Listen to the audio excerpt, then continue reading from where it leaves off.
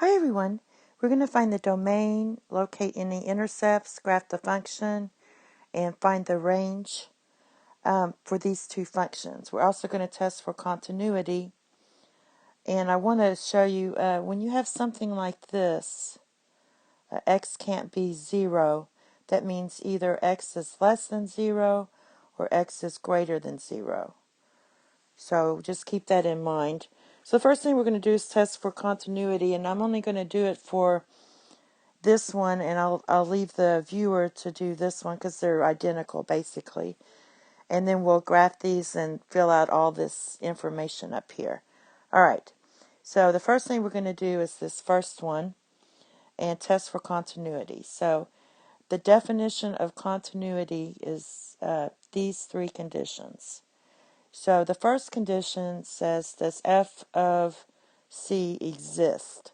So the c is always this number here, well, these numbers here where things are changing around this point, this x.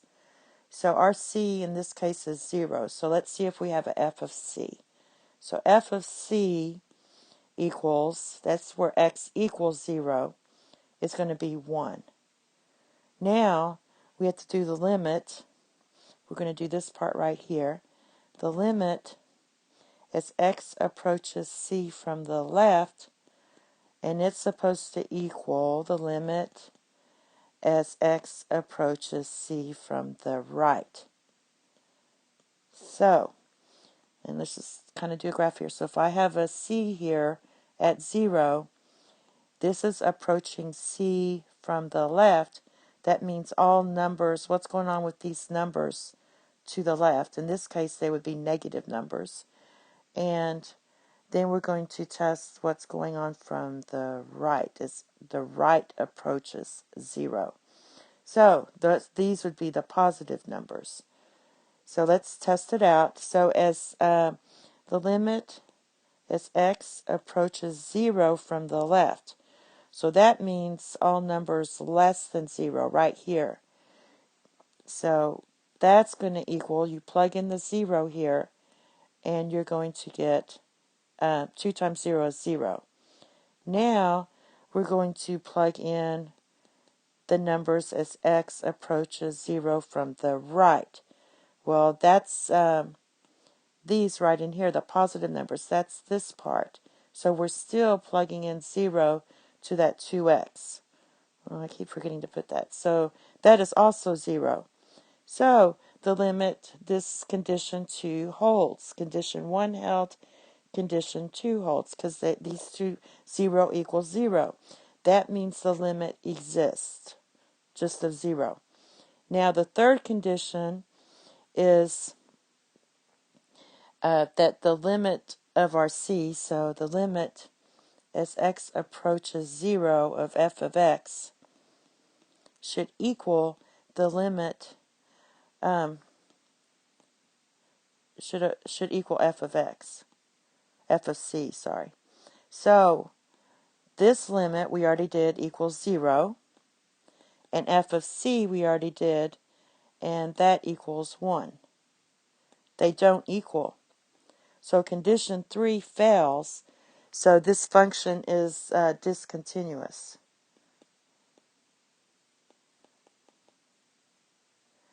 All right, so let's graph it and then fill in all the information. So when x is 0, our y, there's your 0, y is 1. So there's that point right there. Now, when x is less than 0, or all the numbers to the left of 0, that's going to equal 2x. So if you plug in negative 1, that's going to be negative 2. If you plug in negative 2, that's going to be negative 4. The slope is 2. So you go through here all the way up to 0.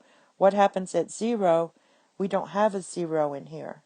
So we're doing an open interval here at 0. Then you do this portion here, plug in 1, so 1 maps to 2, and 2 maps to 4, and here is your graph. So it's just a straight line, but it jumps here. Now, this is why the function is discontinuous, because as you draw this line, you have to lift your pencil up to jump to this 1, and then go back down to finish the graph. That's why condition 3 failed. This is called a point discontinuity.